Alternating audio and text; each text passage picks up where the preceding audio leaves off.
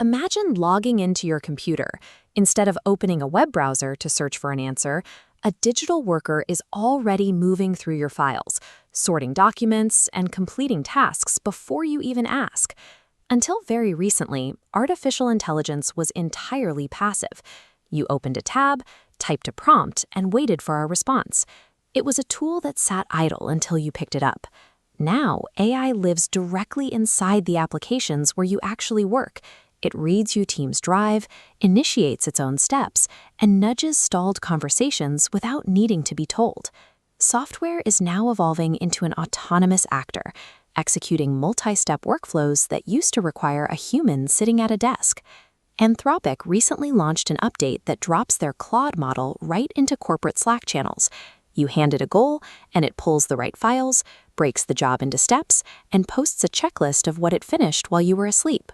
Over in Notion, the workspace app many teams use to manage projects, agents now read through your entire database to spot software bugs.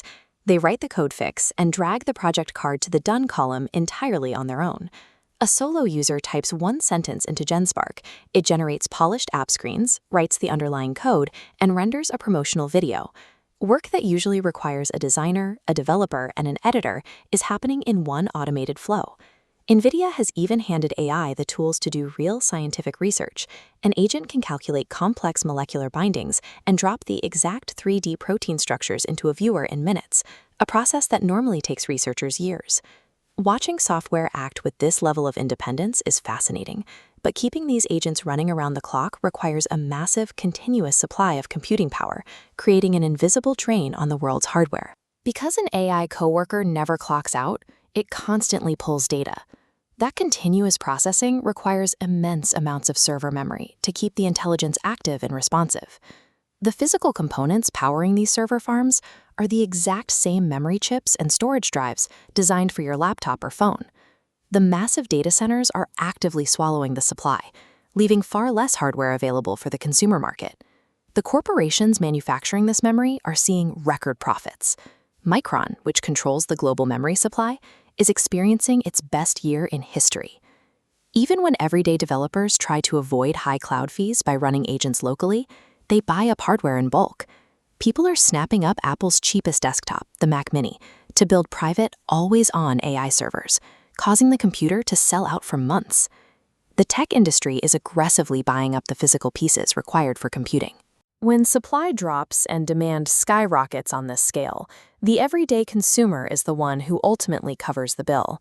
There is now a specific economic term for this: AI inflation. As tech companies spend billions securing the memory and hardware to train these models, they pass those exact costs directly down to the buyer. This chart shows a sudden, sharp spike in consumer electronics prices, directly correlating with surging AI resource demand. Apple recently raised MacBook prices overnight in certain markets by nearly 40%, while Microsoft quietly pushed up Xbox prices worldwide to absorb the hardware squeeze. You are paying a premium on your personal devices to subsidize an elite corporate arms race. The cost of entry for everyday technology has risen just so tech giants can build data centers you don't control. We are financing the physical infrastructure for artificial intelligence every time we buy a new laptop, while simultaneously handing these systems complete access to our personal and professional data. Embedding these agents deep into your workflow creates a quiet trap where the AI absorbs the foundational memory of the business itself. This diagram shows various colored data nodes representing your internal communications, past failures, and unique workflows, funneling right into a central AI lockbox. Your coworker learns exactly how your business operates by absorbing every decision your team makes. If you ever want to switch to a cheaper or better model in the future, you can't easily leave. You can swap out the raw intelligence, but your company's deeply specific operational history is entirely stuck inside one vendor's ecosystem. Eagerly handing over all your contacts to a closed ecosystem transforms a helpful digital assistant into an unavoidable corporate landlord. They hold your operational memory hostage, and they decide the rent. A separate legal danger is emerging. You may be barred from using the world's most powerful AI models by government decree. OpenAI recently built its most powerful model ever, but the US government stepped in to block it from public release.